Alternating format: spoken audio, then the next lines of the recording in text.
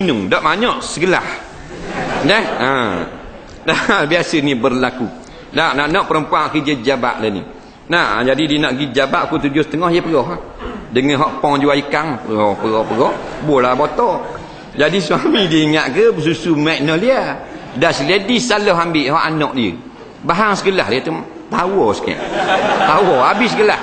Sekarang dia pun tanya guana hukum ada pula orang ngajar kata jadi jatuh talak. Pening kepala dengar. Ni sungguh. Bukan sini berlaku ni, kes di luar, patah barat. Orang kata jadi cerah dengan bini. Ni, orang tukang ngajar pun jadi tukir juga. Jawabnya bukan kata sengaja, tak sengaja, sengelai minum boleh lagi.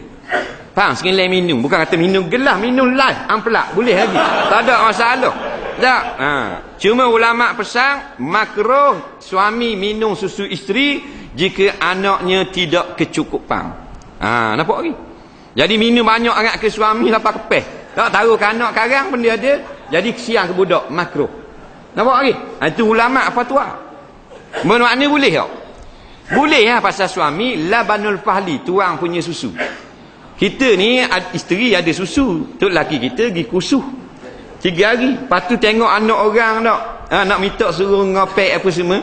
Tak boleh. Kita kena telefon untuk lelaki kita. Bang boleh nak pergi kopek anak orang store. Kalau kita kata biar boleh tak apa barulah harus. Kalau kita kata jangan, tak boleh. Pasal dia tuang punya susu. Tak ada dia, kita tak ada susu. Jadi ada anak dara. Nampak? Duduk dengar atas tangga. Tu apa mek?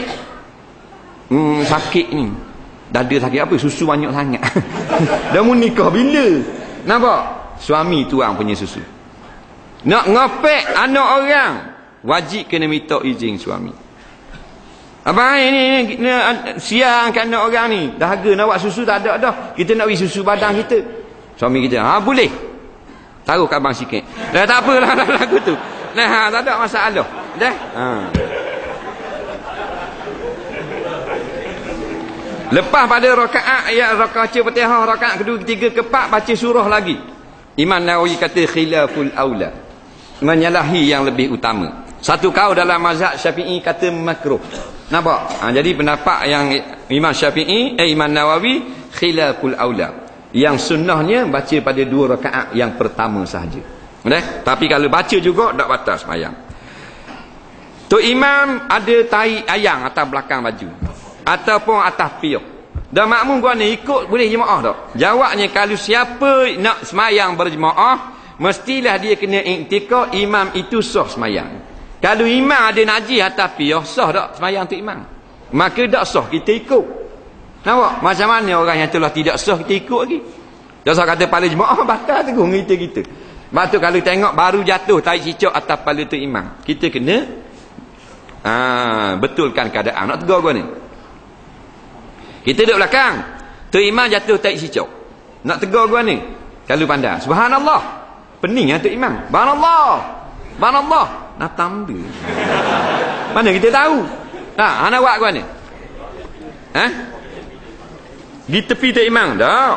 Pergi tolak piyah tu imam bagi jatuh.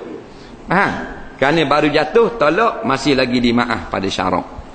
Nampak? Tapi kalau dari awal dah tak lembu stepek atas kok tu imam. Dari awal sah dah. Tak sah dah nak kata subhanallah. Dak kita berjalan duduk sebelah imam. Nampak? Di jalan makmum duduk sebelah imam. Ingat tu imam. Kalau ada makmum mari duduk sebelah, kita batal dah tu. Lagi lah. Nampak? Lama makmum mari duduk sebelah, kita tolak lah. Dah boleh kira. Tak tahu kala. Tengah semayang terlelap, batal semayang.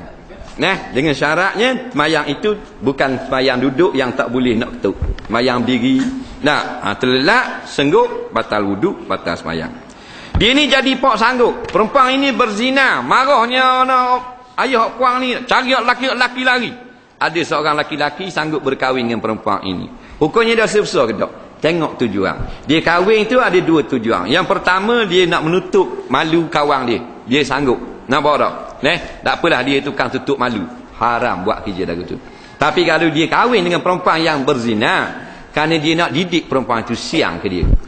Maka dia ini dipuji oleh syarak. Walaupun asal dalam Quran kata az-zaniyatu la yankihuha illa zanin aw musyrik. Perempuan yang berzina tidak layak jodohnya laki-laki, melainkan laki-laki zina juga.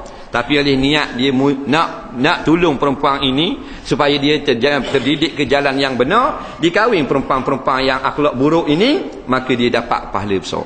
Yang kata berdosa ni saja nak tutup perbuatan zina orang lain. Nampak? Itu tak boleh. Apa hukum hisap rokok shisha? Kata setengah ulama, di antaranya mufti Mesir sama dengan hukum hisap rokok juga. Dalam mazhab Hambali haram, dalam mazhab Syafi'i hukumnya makruh. Soalan terakhir ada 10 soalan.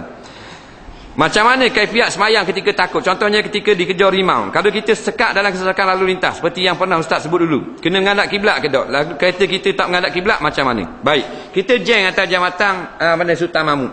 Dari nak gerak kereta, air semayang kita ada dah, maka kita wajib semayang dalam kereta. Tu beg luar tak boleh, takut kereta nak jalan golek tayar, semayang dalam kereta. Boleh diri dalam kereta? Tak boleh, semayang duduk. Ngadak Sultan Mahmud tu, ngadak molek-molek, ngadak kiblat dah. Kalau kiblat tu Allah tak kanan sikit, akak takbir tu buat tang kanan. Lepas tu pegang steering balik. Tak ada masalah pun.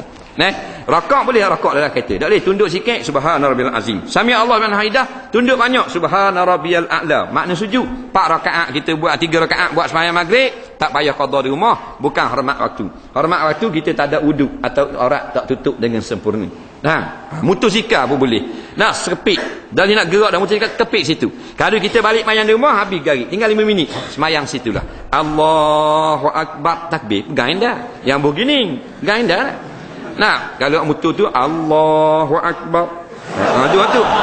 Itu gini. Itu motor tinggi dah. Itu mudah. Agama mudah kan Islam. Ni damui kita tinggal. Kalau orang dulu-dulu suka kahwin masih sekolah, kalau suami dia mati, boleh tak dia pergi sekolah ketika waktu berkabung? Jawabnya, kalau berkabung, haram kita berlaku keluar pada rumah untuk perkara yang tak hajat. Kalau hajat tak apa. Contohnya dia kena bekerja. Kalau tak kerja, tak ada orang nak beri duit ke dia. Dia keluar jual. Habis jual balik ke rumah. Kerana berkabung.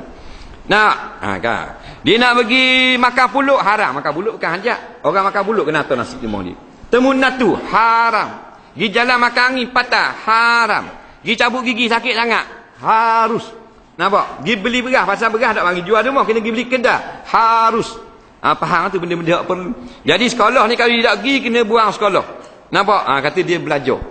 Nampak? Hak dia belajar ni wajib ke tak? Kalau belajar tu wajib, maka jadilah harus. Kalau dia belajar tu tidak wajib, maka tidak harus. Nampak?